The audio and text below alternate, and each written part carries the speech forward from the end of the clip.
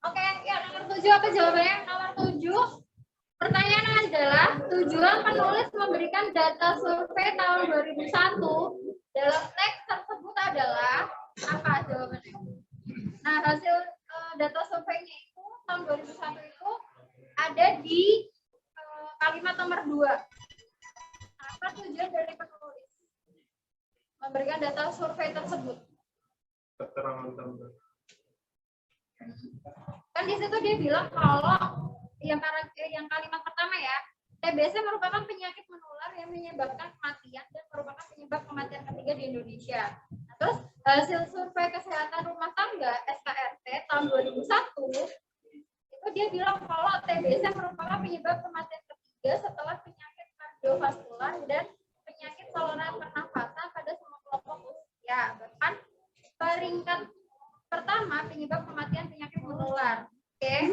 Nah, terus nomor 3-nya jumlah pasien sekitar bla bla bla. Nah, itu tuh ke bawahnya itu adalah penelitiannya. Gitu. Oke. Nah, berarti tujuan penulis memberikan data survei itu buat apa? Berarti kasih latar belakang surveinya kan? Ngasih latar belakang penelitiannya kan? Jadi dia melakukan penelitian itu dia punya latar belakang dulu. Gitu ya. Ketika kalian punya kerjaan skripsi nanti itu kalian harus punya latar belakang dulu baru melakukan penelitian kan baru menulis gitu ya. Nah, itu sama ya, jadi 7 jawabannya yang Oke, jadi memberikan latar belakang penelitian tersebut dilakukan gitu. Oke, terus nomor 8. Nomor 8, istilah teknik potong lintang dalam teks tersebut memiliki definisi apa? Jadi teknik potong lintang itu apa? Jadi teknik potong lintang ya, Pak tulis di sini.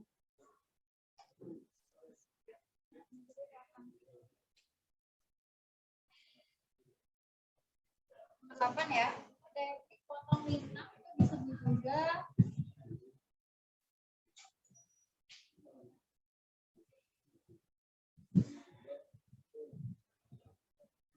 itu adalah mengamati data-data populasi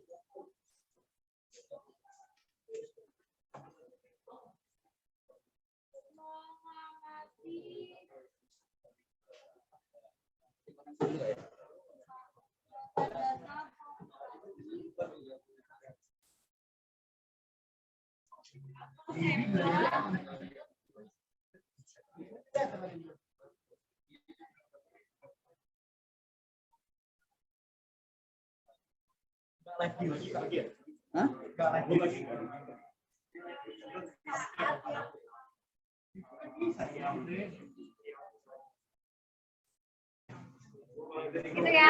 Itu adalah pengertian dari teknik potong lintang. Jadi mengamati data-data populasi atau sampel satu kali saja pada saat yang sama.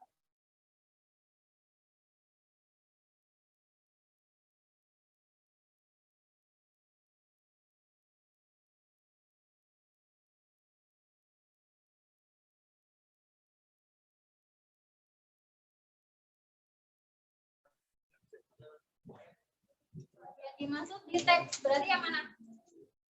Teknik potong lintang. Berarti yang potong lintang itu ada di kalimat 8 ya. Bisa penelitian adalah penelitian analitis dengan teknik potong lintang.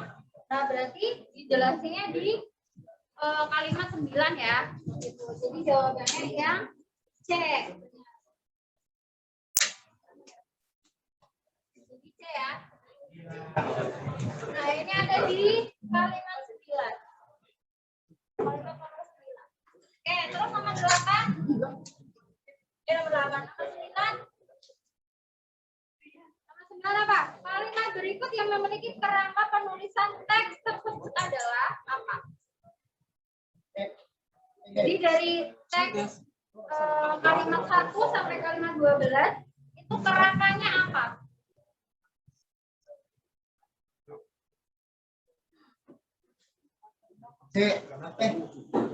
C bukan sih Kak? Jawabannya C ya. Jadi di situ dia bilang latar belakang penyebaran TBC dulu ya. Tadi yang surveinya tadi, data surveinya sama hasil penelitiannya untuk menanggulangi penyakit TBC itu secara umumnya. Gitu. Oke, jawabannya yang C benar. Terus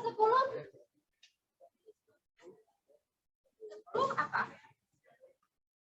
Ini bukan enggak.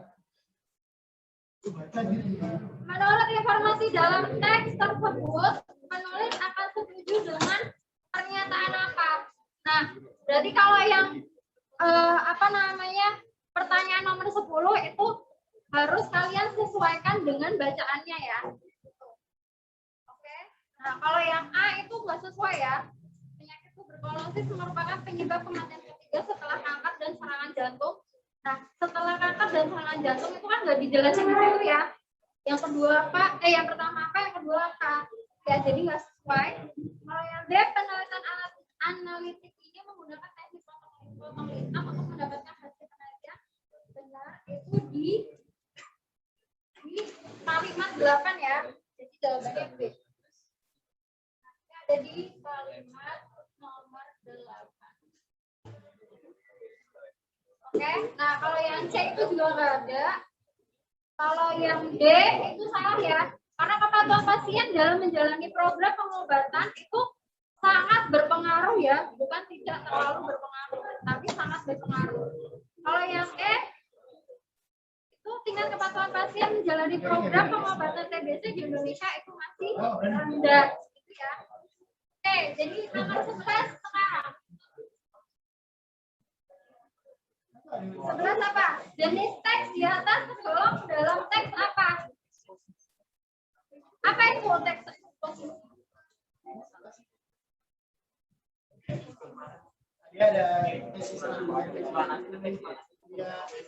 Oke, jadi di sini kakak jelasin dulu ya jenis teks ya. Jenis teks.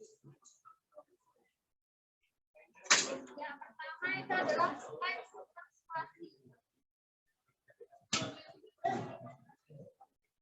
Tadi ada yang ngechat nih. Oh ya, banyak yang ngechat nih. Kurang bagus deh. Oh, gambarnya belum kok. Ini udah bagus belum nih? Udah ya? Udah, Kak. Oke, jadi kalau teks persuasi itu adalah teks pengertiannya apa? Persuasi itu berarti berupa ajakan ya? Berupa ajakan.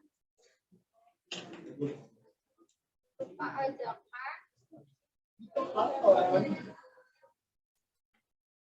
ajakan kepada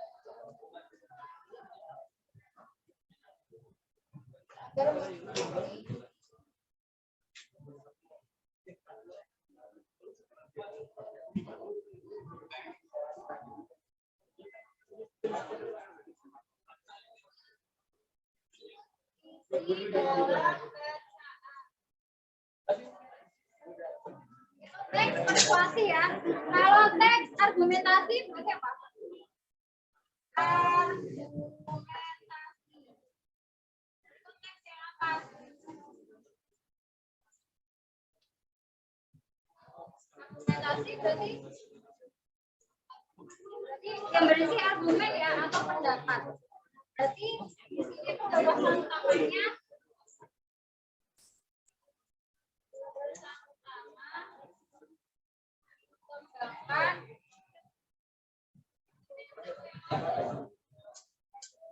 dengan menjabarkan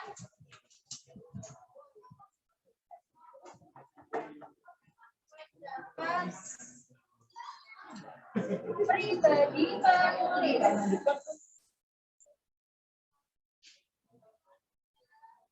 Ya. Nah, terus kalau teks eksposisi itu teks apa?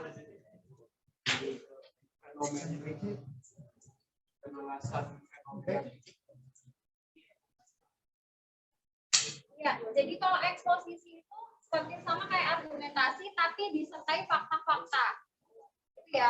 kalau yang argumentasi tadi kan pendapat pribadi penulis, berarti bisa bersifat subjektif ya. Tapi kalau yang eksposisi itu jadi dikembangkan penulis tapi disertai dengan fakta-fakta yang ada. Ya. Jadi kalau eksposisi itu gagasan utamanya, gagasan penulis disertai fakta atau bisa juga alasan yang logis.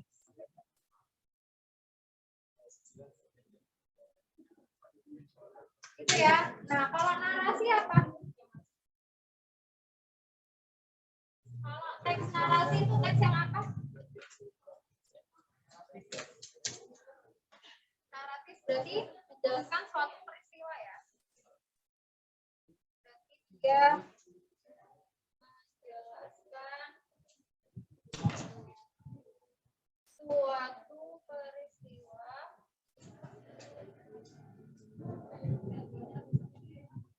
secara detail. Secara detail berdasarkan urutan waktu. Urutan waktu. Terus ada teks apa lagi? Ada teks deskripsi. Nah, bedanya apa deskripsi sama narasi?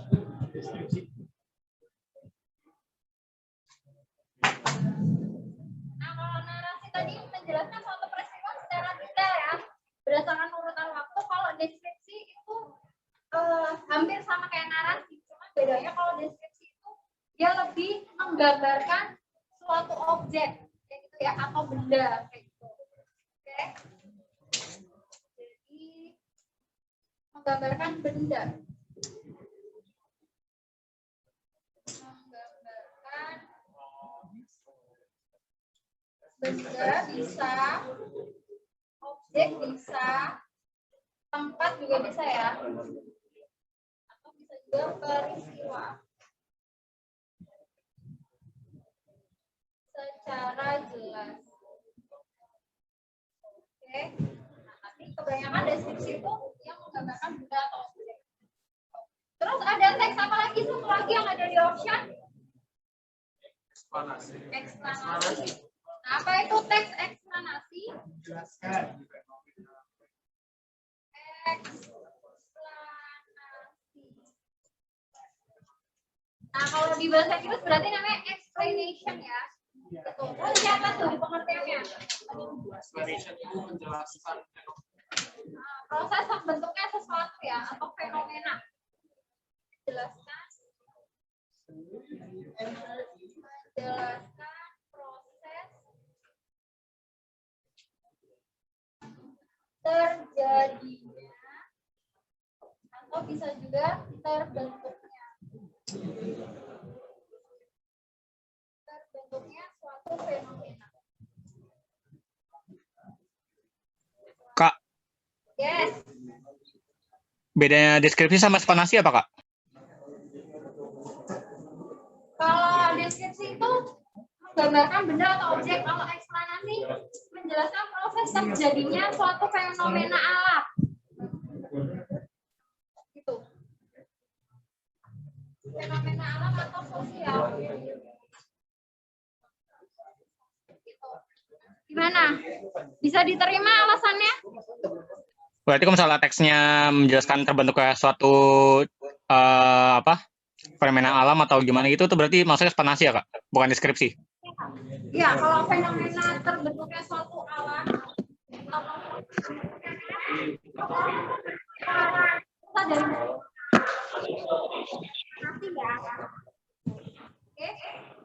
Oke, Kak, makasih. Silakan dipoto ini yang bagian tengah nih. Ada HP-nya.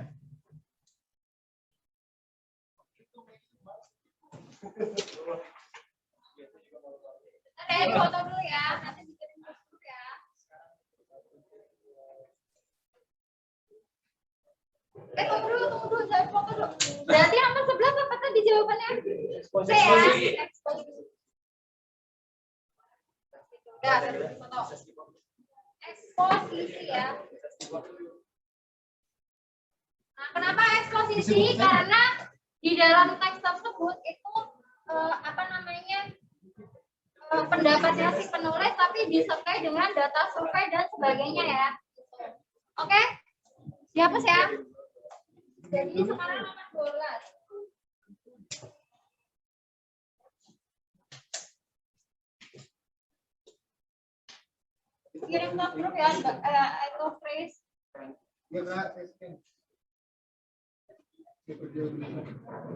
Oke, sekarang nomor 12. Nah, 12 apa nih? Kalimat yang tidak sesuai dengan kaidah ejaan bahasa Indonesia yang baik dan benar yang mana? Kalimat keberapa?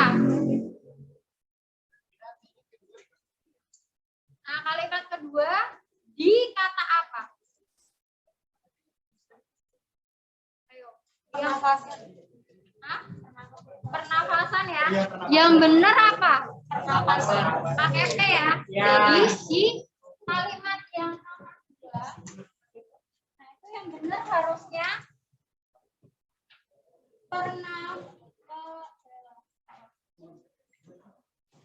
jadi pernafasan ya. Pernafasan. Nah, itu harusnya yang benar adalah ini salah. Yang benar harusnya pernafasan. Yang benar. Oke, pakainya P bukan F. Kalau pakai V tambah salah ya. Oke, 13. Nah, 13 sampai 16 itu kita masuk ke bahasa Inggris ya. Jadi nomor 13 sampai 16 itu dijawab dengan menggunakan teks bahasa Inggris yang pertama. Itu ada 1, 2, 3, 4, 5, 6, 7 paragraf untuk menjawab 4 soal. Oke, kalian baca dulu. Dibaca atau diterawang? Terawang. Emang uang di Terawang. Oke.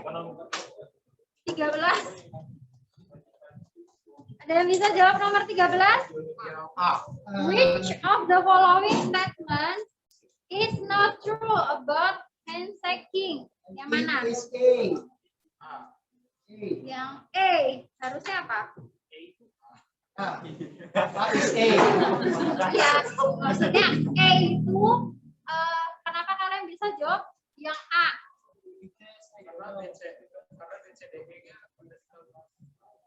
D-E-nya ada di kalimat ya. Nah, jawabannya itu A. Oke, jawabannya A ya. Nah, di situ tuh yang salah itu di uncommon.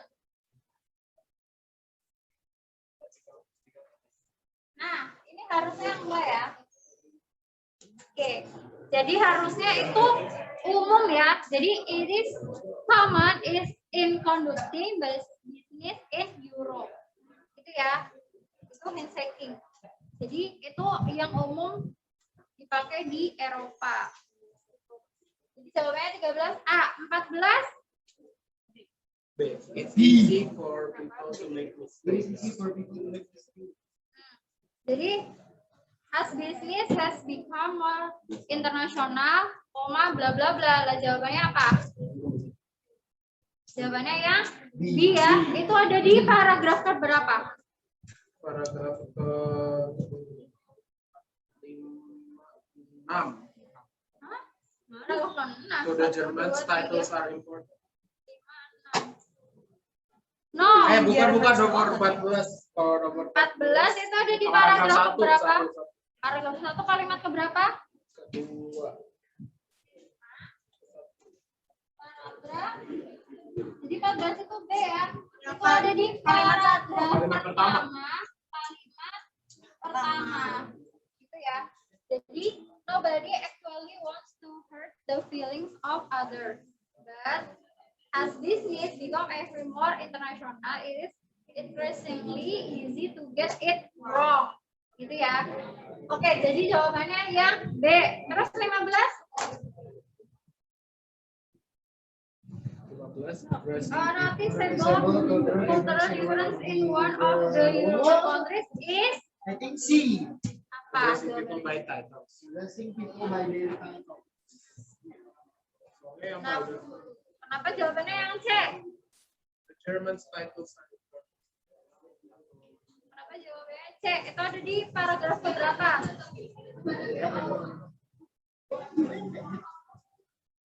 Paragraf keberapa? Paragraf 6 ya. Gimana dia?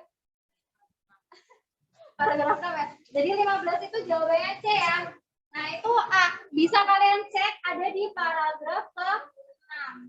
Gitu ya. Jadi kalau di Jerman itu kalau direkam bisnis itu salah manggil orang aja itu bisa kena hukuman. Gitu ya. Jadi harus hafal titel atau gelarnya. Gitu ya. Jadi 15 jawabannya C.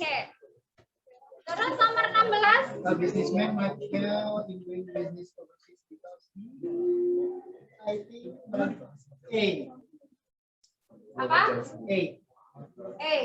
Itu ada di paragraf keberapa? Bisa dicek. Berapa? Kenapa sih ya? Yang terakhir. Terakhir. Yeah, terakhir. Good manners are provided, but you can also break the rules. Jadi itu tuh artinya seorang pengusaha bisa saja gagal berbisnis di luar negeri. Nah, karena apa? Karena itu kan di di paragraf kan dia ngejelasin kalau di budayanya Eropa kan. Kayak gitu. Nah, budaya Eropa itu kalau misalnya berbisnis itu di beberapa negara itu harus berjabat tangan, itu wajib. Ada juga yang kayak saat jamuan makan itu tuh nggak boleh ngomongin bisnis, jadi harus makan dulu, kayak gitu kan. Terus ada juga di negara Jerman itu kalau misalnya punya rekan bisnis di Jerman, kalau nggak hafal sama titelnya itu bisa jadi tersinggung kan rekan bisnisnya kan, kayak gitu. Nah, itu berarti kebudayaan di Eropa ya, kayak gitu ya. Jadi jawabannya adalah A ya, gitu. Jadi A itu adalah mengabaikan budaya negara tuan rumah. Nah, itu bikin pengusaha itu gagal berbisnis di luar negeri karena mengabaikan budayanya si tuan rumahnya, gitu ya. Oke, terus next nomor 17 sampai 20 itu pakai teks bahasa Inggris yang kedua apa? Jawabannya nomor 17.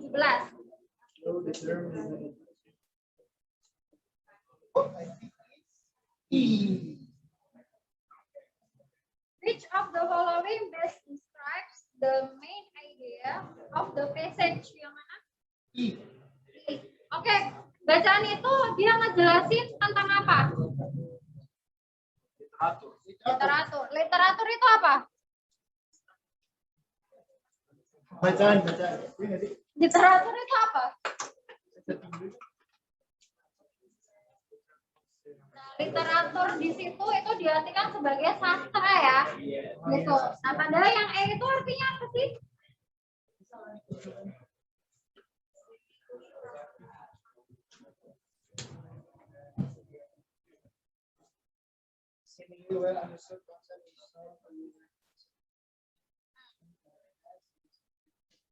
Nah, jawabannya apa?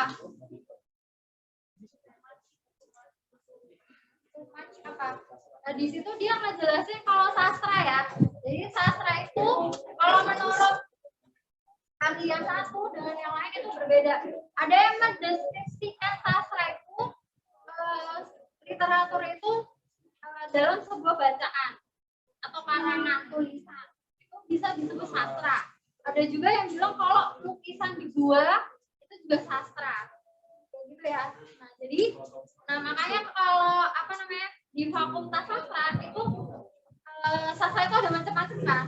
Sastra Indonesia, sastra Inggris, sastra Jawa, sastra Cina, sastra Jepang, sastra Korea. Ya kan? Terus ada juga patung itu juga sastra. Terus habis itu lukisan itu sastra. Kayak gitu ya. Seni memahat itu juga sastra ya. Nah, berarti kesimpulannya adalah yang E ya. Kesimpulannya yang E. Oke. sastra itu tidak bisa didefinisikan. Misalnya nanti misalnya 5 tahun lagi tuh ada ahli yang apa namanya, dia bilang kalau apa ya, sesuatu itu disebut sastra, kayak gitu kan juga bisa ya, karena di sini tuh dia nggak ngejelasin kalau sastra itu punya ciri-ciri khusus kayak gitu. Oke, jadi nggak jelas. Oke, jadi 17 jawabannya E ya. Jadi sebuah konsep yang tampaknya dipahami dengan baik terbukti telah menjadi subjek banyak ketidaksepakatan di masa lalu dan diharapkan untuk terus menjadi subjek yang tidak akan ketemu kesepakatannya, gitu ya. Oke, terus nomor 18. 18 apa? Nah, jadi 18 itu dia bilang kalau penulis itu kemungkinan besar menyebutkan lukisan gua itu untuk apa? Kalau lukisan gue termasuk literatur. Lukisan gua itu termasuk literatur. Nah, berarti yang mana? Provide an example. Itu apa? Nah, jadi penulis bagian ini kemungkinan besar menyebutkan lukisan gua itu untuk apa?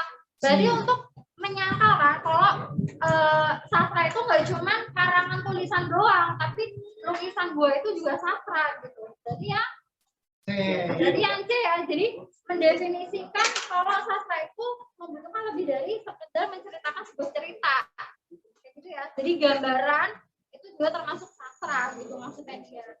Oke, jadi itu menyangkal paragraf yang pertama. Jadi jawabannya yang C ya. Oke, 19.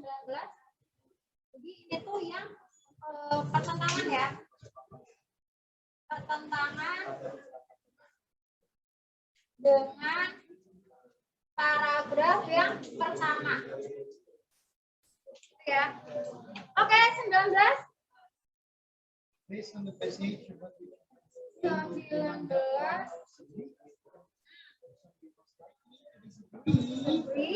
Berdasarkan bagian tersebut, manakah dari berikut ini yang paling mungkin tidak disetujui oleh Imam Ja'far al-Sadiq dan Roman Jefferson? Yang mana? D. Yang B. Literature may have any characteristic by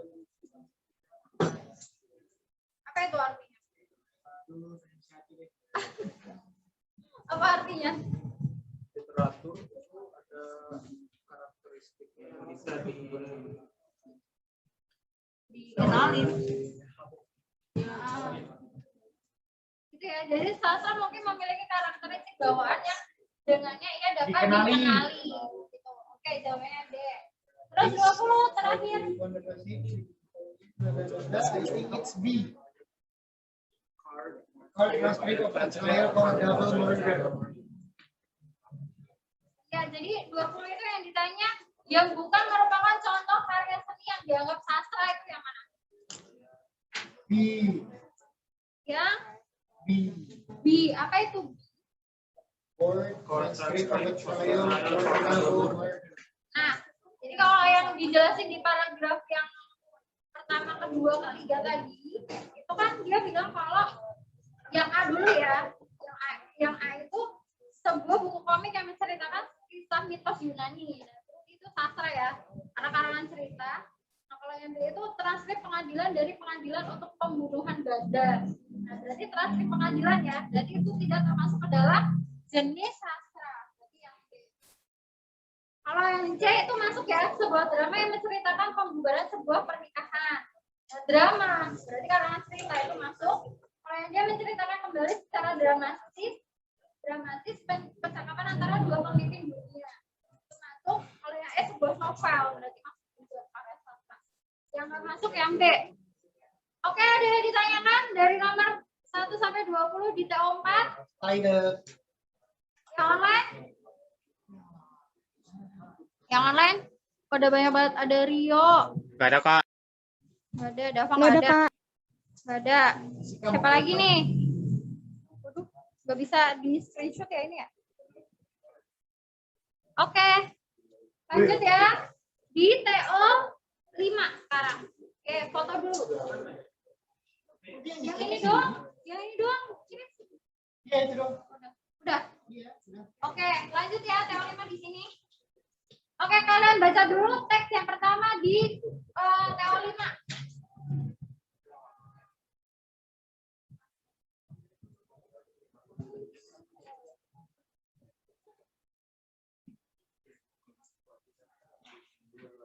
Gue udah punya anjing 3 lu.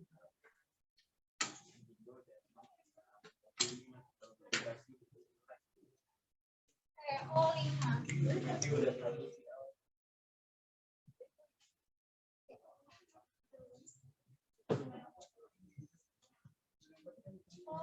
Bahasan PPU TO5. Oke, nomor 1. Nomor 1 apa nih? Nah, nomor 1 itu bacaannya ya. Ketika masyarakat Indonesia terbentuk menurut sistem primordial dengan elit feodal, dia menentukan semua dinamika kehidupan.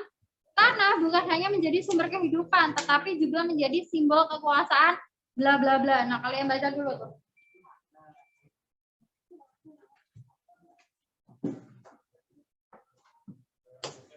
Oke, baca dulu. Baca dulu sampai habis. Kalau baca kalimat apa? Ketika masyarakat Kalau kalian baca di satu kalimat aja, padahal pasti jawabannya langsung A. Padahal mungkin bukan itu. Garis besarnya di bacaan tersebut tuh dia bilang apa? Membahas seputar apa?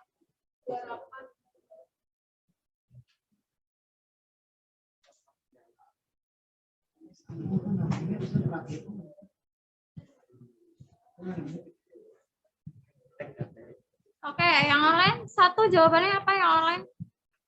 Cek.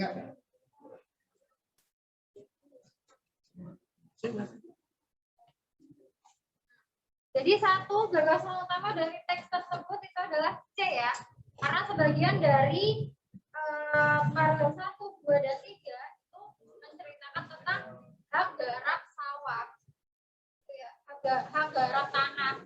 Itu yang dibahas adalah sawah ya, paling besar. Jadi 1 C ya, dua Kak, yang teks di atas hubungan antara paragraf 2 dan paragraf 3 apa? Hah? Paragraf 3. Hubungan paragraf 2 dan paragraf 3. Cuma ada Udah? C, D, E. Menurut saya D, Kak.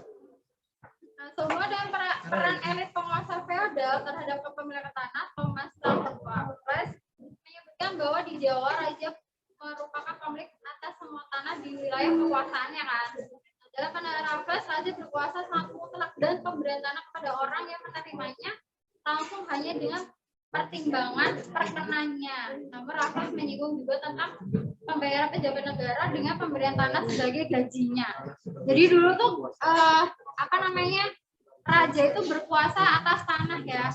Terus pejabat-pejabat di kerajaan itu tuh dulu dibayarnya pakai tanah, ya. Nah, terus di paragraf 2-nya itu dia bilang kalau si pejabat-pejabat tadi itu tuh nggak bisa garap tanahnya gitu, makanya dia dikasih ke orang lagi kan gitu. Terus habis itu kayak orang yang menggarap tadi ada pembagian tanahnya juga buat imbalannya si penggarap sawah tadi, penggarap tanah tadi itu ya. Nah, berarti hubungan paragraf 2 sama paragraf 3 itu apa? Paragraf 3 bukan. Jawabannya dia ya. Oke. Jadi paragraf 3 itu mengandung penjelasan atas paragraf 2. Jadi paragraf 3 yang tadi kakak jelasin tadi ya, kalau si para elit penguasa itu tidak bisa mengolah tanahnya sendiri, makanya dia dikasih ke orang. Oke. Jadi 2D, 3. Nomor 3 apa? Berdasarkan teks tersebut, pembaca dapat menyimpulkan bahwa istilah lungguh mengacu pada apa? Nah, lungguh itu ada di paragraf 3 kalimat terakhir. Nah, artinya apa?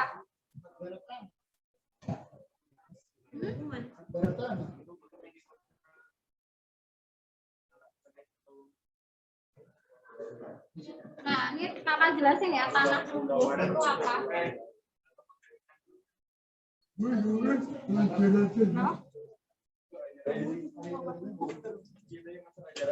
Tanah lumbuh itu di paragraf ketiga kalimat terakhir. Oke.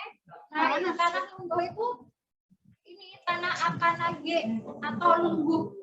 Mana sih? Terakhir banget. Oke, nah tanah lumbuh itu adalah tanah yang menjadi hak pamung desa. Jadi hak pamung desa untuk menggarapnya.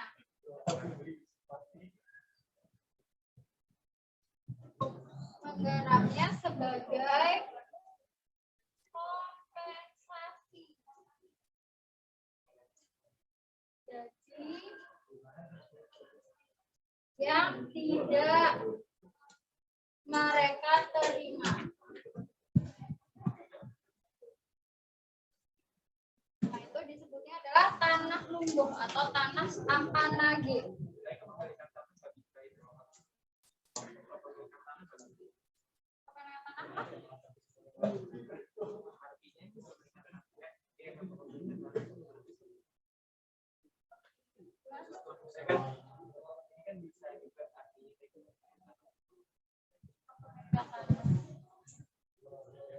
Enggak, karena kepemilikan tanahnya itu punyanya si raja. Nah, tapi hak penggarapannya dikasih ke si pemilik desanya. Oke. Atas kalau dulu kan emang kayak lurah kayak gitu kan dia nggak dapat gaji kan, tapi gajinya tuh berupa kayak misalnya sawah gitu. Kayak misalnya sawah seluas berapa kayak gitu kan. Nah, berarti jadi haknya mereka buat menggarap sawah. Jadi jawabannya A ya.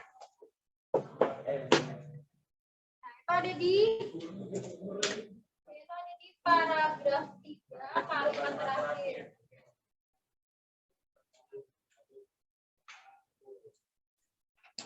Itu ya. Terus nomor 4. Nah, nomor 4, istilah perkenan dalam teks tersebut dapat diartikan apa? Perkenan itu apa? Nah, perkenan kalau menurut KBBI ya, artinya adalah izin. Oke, izin atau persetujuan. Izin atau persetujuan. Itu apa pengertiannya dari perkenan. Gitu, berarti jawabannya yang A ya. Jawabannya yang A. Terus nomor 5. Nomor 5, makna kata primordial dalam bacaan di atas adalah apa? Di sini gajinya awal, tapi kok tradisional bisa salah. Tradisional bisa salah. Nah, jadi itu kalau primordial ya menurut KBBI itu artinya adalah primordial. Itu pengertiannya di KBBI ya, termasuk dalam bentuk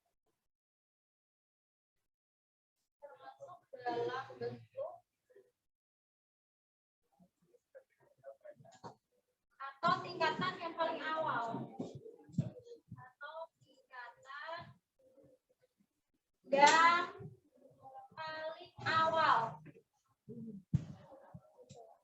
Ini tradisional itu belum tentu dia tingkatan paling awal. Itu ya. Kalau di sejarah apa tingkatan paling awal? Prasejarah kan? Oke, jadi primordial itu jawabannya A ya. Awal. Itu ya. Jadi kayak gini tuh juga harus sesuai sama KBBI juga pengertiannya, gitu ya. Oke, terus nomor 6. Nomor 6, pernyataan di bawah ini sesuai dengan teks di atas kecuali yang mana? Nah, kalau kayak gitu kalian cek di di bacaan ya, mana yang sesuai, mana yang enggak ada. Gitu. Oke?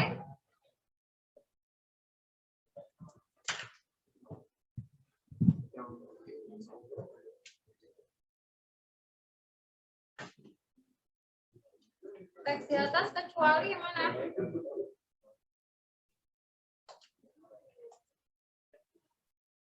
Kalau yang A itu sesuai ya, masyarakat di masa lalu diatur ketat oleh golongan menengah ke atas yang memiliki kekuasaan, benar ya? Karena di teks tersebut itu dia menceritakan kalau di masa lalu itu tuh raja itu yang paling berkuasa, gitu ya. Nah, tanah merupakan simbol kekuasaan sejak dulu, benar. Raja merupakan pemilik tanah seluruh daerah kekuasaan, benar. Tanah juga sempat digunakan untuk menggaji para pejabat, benar. Yang tidak sesuai yang E ya. Gitu. Dia bilang kalau para penggarap tanah memiliki hak sepenuhnya terhadap tanah yang mereka garap, enggak, karena dia hanya dia cuma buat garap doang gitu. Kalaupun dapat bagian, dia dapat bagian terkecilnya doang, ya. Oke, lanjut nomor 7 sampai nomor 12 itu pakai teks yang kedua ya. Nah itu lumayan panjang, ada 2 paragraf. Oke, kalian baca dulu. Kakak.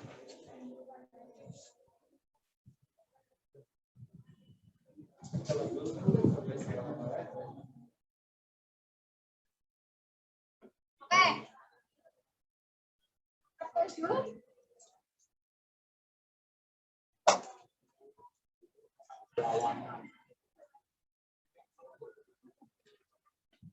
Oke, yang lain nih. Sekarang yang jawab nih.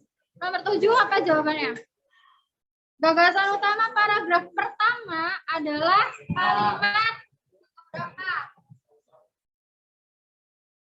Nah, kalau yang ditanya gagasan utama paragraf itu yang waktu itu udah dijelasin ya. Bisa ada di awal, bisa di akhir, atau kombinasi di keduanya. Ya, awal dan akhir. Jadi jawabannya di situ adalah A ya. Jelas sekali. Nomor 8, simpulan paragraf kedua teks tersebut adalah apa? Ayo, yang lain nih, jawab nomor 8. Ada Rio, Ainun Rahman, Arik, Brian, Cindy, Dava Fatih, Dava Pratama, Fida, Hanif, Raffi, Kelvin, Muhammad Malik, terus Nadira, Najwa, Naura, Rahel, Razes, Najwa, Adine, Sawa, Seto, Talita, Vinesa, Wiweko, Yaumil, Raihan, Andrea. Ayo yang mana? Ayo, mana nomor 8? Jawabannya? Yang E ya. Nah, kenapa nggak yang D? Kenapa nggak yang D? Ayo. Nah, kenapa jawabannya nggak yang D?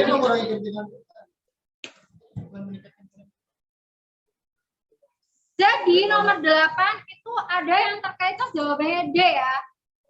Tapi jawabannya benar adalah E. Kenapa yang E? Karena di situ Pertamina itu 3 langkah konkretnya itu menghentikan ketergantungan impor migas Indonesia, gitu ya. Jadi tujuannya dia itu menghentikan impor dulu, gitu ya. Nah dengan cara apa? Dengan cara meningkatkan cadangan minyak biar nggak tergantungan impor, gitu ya. Nah, jadi jawabannya yang paling tepat itu adalah yang E. Jadi jangan kebalik ya, jangan terkait sama yang D. Oke, karena emang hampir mirip. Gitu ya. Oke, nomor 9. Pertanyaan manakah yang jawabannya tidak ditemukan dalam teks tersebut? Kok kayak ada suara kakak ya? Bisa kan ya? Oh, bisa ya? Oke. Deka. Kok kayak lagi di gua ya? Oke, 9. Pertanyaan manakah yang jawabannya tidak ditemukan dalam teks? Yang D ya. Yang D. Karena kalau A, mengapa Pertamina perlu melakukan aksi akuisisi lapangan minyak di luar negeri? Itu jawabannya ada di kalimat Ini aja nih. Nah, jadi kalau yang A itu kalian bisa cek di kalimat nomor 11. Kalimat 11. Oke. Nah, kalau jawab pertanyaan apakah Indonesia dapat menghentikan ketergantungan impor pada sektor migas? Nah, itu bisa kalian cek di kalimat nomor 15. Oke. Nah, kalau yang C itu kalian bisa cek di kalimat nomor berapa? Perusahaan nasional negara manakah yang menguasai 90% cadangan minyak negaranya? 14 ya. Dia bilang kalau di situ ada Arab Saudi berapa persen, negara-negara lain berapa persen ya. Nah, jawabannya yang D nih. Nah, yang D itu mengapa konsumsi migas di Indonesia meningkat dari waktu ke waktu? Itu nggak ada jawabannya ya di situ ya. Yang nggak ada. Kalau yang pertanyaan yang E ada di bagaimana langkah Pertamina untuk menghilangkan ketergantungan impor migas di Indonesia? Itu ada di paragraf kedua. Paragraf kedua. Ya, nah, jadi jawabannya yang ada jawabannya. Oke, lanjut. 10.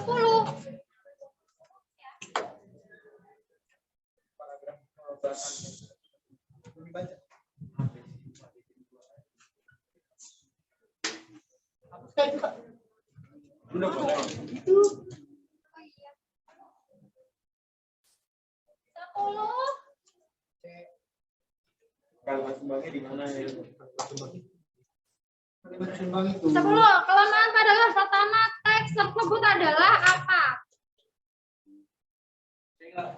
C. Memiliki kalimat sumbang. Kalimat sumbangnya terletak di kalimat nomor berapa?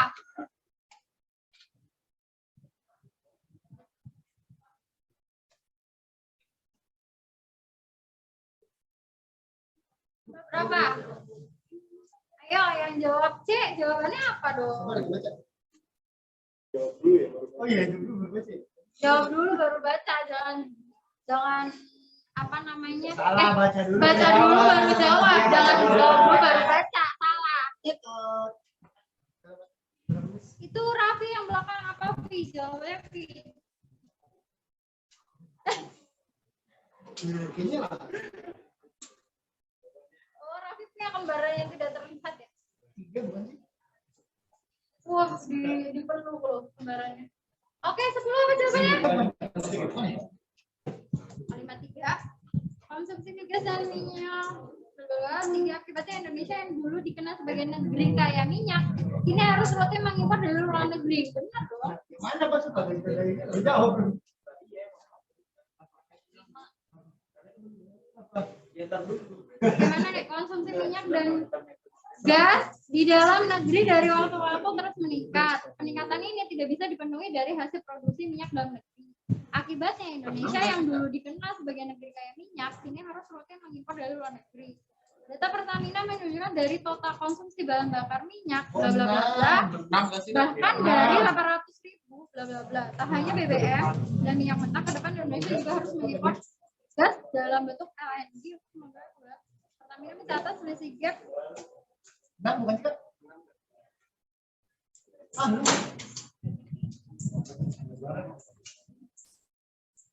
Ah, 8 bukan sih? Kalimat 8 bukan sih? tapi enggak kayaknya. Apa?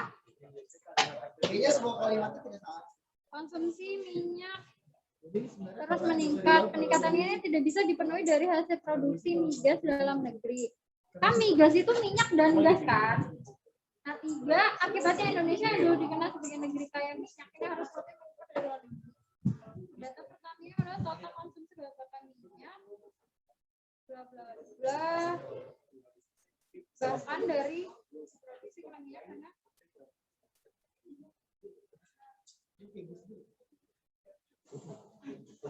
8 kini kalau nggak nomor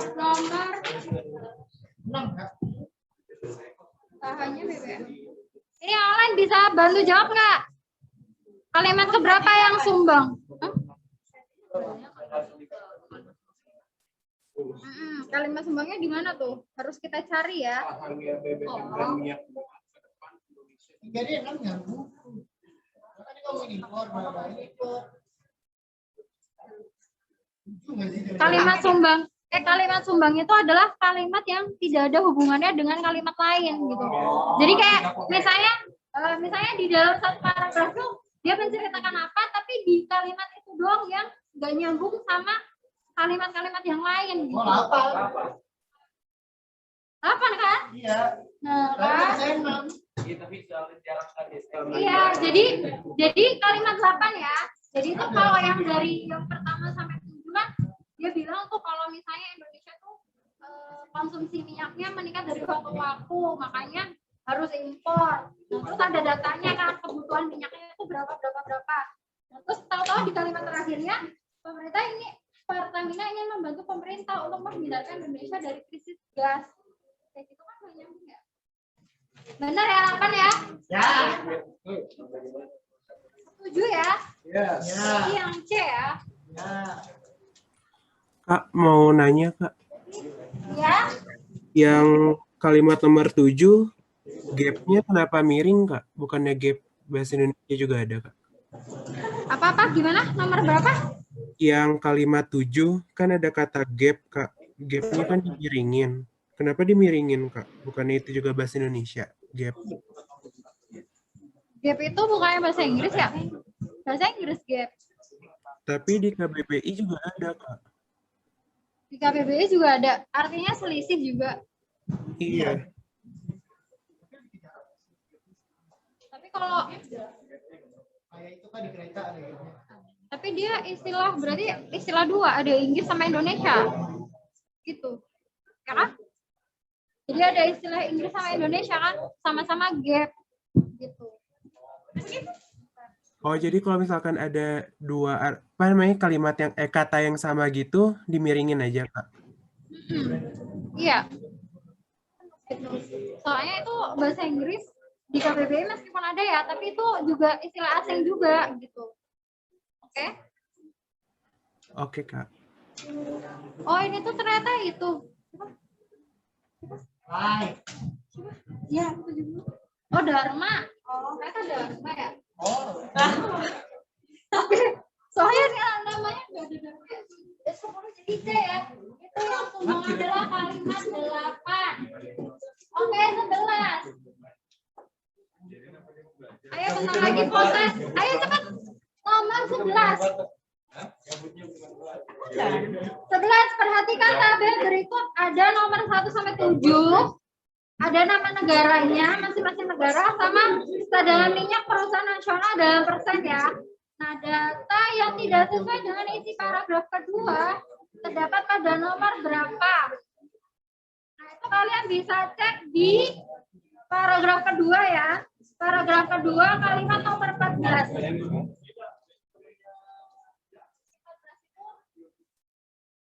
Bisa dicek di kalimat nomor 14. Tidak sesuai yang mana? Yang mana? Hah? 3 dan 5 ya. Jadi jawabannya B, 3 dan 5.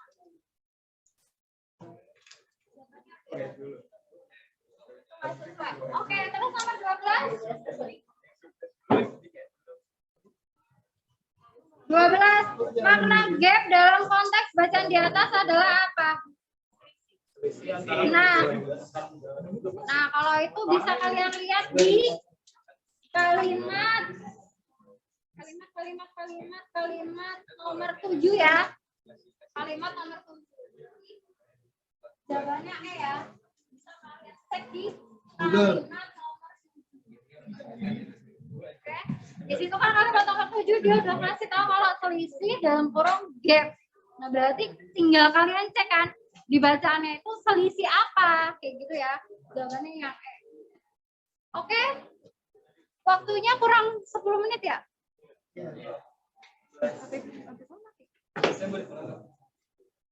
Jadi ini proses dulu ya. Post test dong. Besok tolong kirim ke gue. HP ku mati. Oke, jadi ada yang ditanya dulu nomor 1 sampai 12 sebelum post test. Nggak ada yang lain. Yang lain. 13 selanjutnya bisa kalian diskusikan sama kakak di Japri boleh. Oke. Oke ya. Oke, udah dikirim ke grup ya sama Kak Isol ya, postnya ya. Yang lain? Hah? Oke, yang lain bisa dikerjakan. Soal prosesnya, waktunya cuma 10 menit. Raffi. Ya. Ayo dikerjakan ya. Oke Kak. Oke Raffi. Nah itu Raffi. Ini itu Raffi. Lah, gimana sih Raffi? Konten dari Jawa ya. Soalnya gara-gara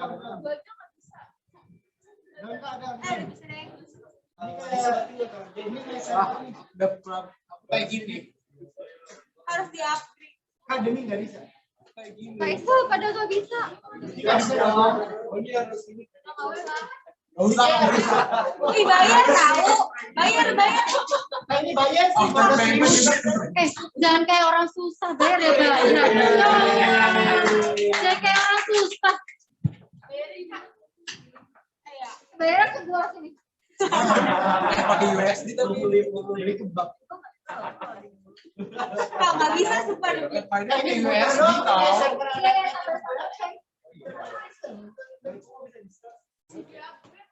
Iya, benar.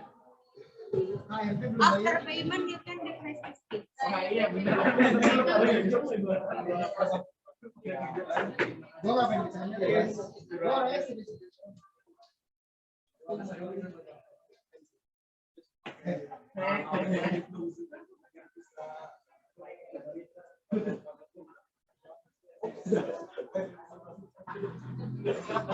Gua bikin video pembelajaran. Oh iya, ayo ikut ya.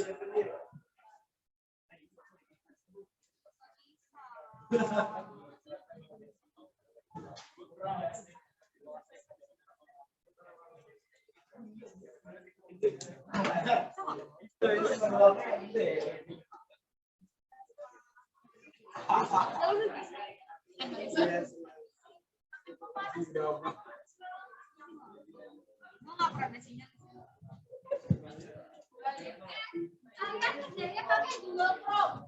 Jangan pakai Mozilla. Ini pakai Google. Masa sih makanya Itu Google-nya pakai Google. Pakai Safari. Oh, pakai Safari. Oh, pakai Safari nggak bisa. Tunggu ya, ada kesalahan teknis ya, mohon maaf ya. Mohon maaf ya. Sabar ya, adik-adik ya. barusan KW temen saya. Sebentar lagi buka puasa. Tunggu sebentar.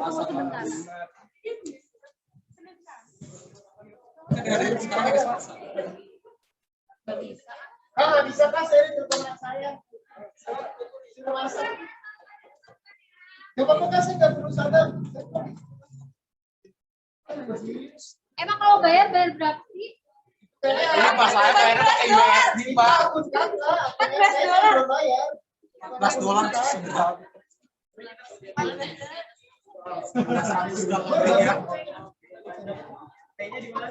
Udah dipotong, Prin. Udah. Kirim ke grup. Udah kirim ke grup semuanya. Kayaknya transaksi. Nah, saya isinya mau ke toilet. 13 dari kemana? Ada yang translate langsung. Bisa lebih dari 13. Ini dong. Kamu udah mulai kelas 2 kali kan? Nggak bisa diisi. Dari jam 11 sampai setengah 1. 1 sampai jam 3. Oh, panjang. 1 sampai setengah 3. Kirim soalnya itu ada Theo harian.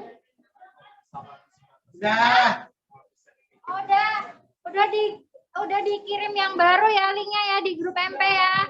Oke, kalian kerjain ya. Hah? Nggak bisa diisi. Nggak bisa.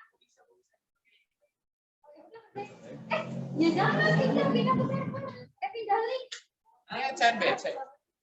Google Doc. Jadi linknya post-test itu ada baru ya, dikirim sama Kak Dwi ya. Jadi kalian kerjain pakai itu meskipun yang tadi bisa dibuka tapi jangan dibuka. Jadi pakai yang baru ya. Kak, aku 3G. Oke, Kak. Oke. Jangan lupa ya besok ada kelas pagi.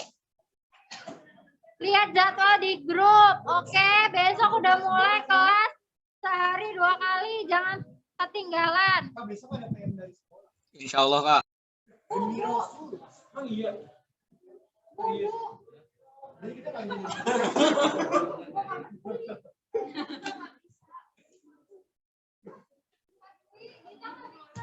Gue nggak tahu. Bisa kok namanya yang ini. Tapi nggak bisa dipencet ya dia. Lagi tuh bisa.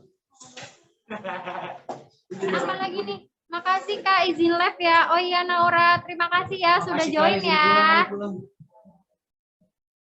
Sukses ya Naura ya. Ini story kecelakaan tadi. Makasih Kak. Nah, sehat-sehat ya semuanya ya. Makasih Kak. Masih, Kak. Izin live juga ya. Ya, jangan lupa belajar ya. Ya. Masih Kak. Oke. Jangan lupa ya besok kelas pagi ya. Ngomong apa nih? Tadi ngomong apa nih? Ngomong apa?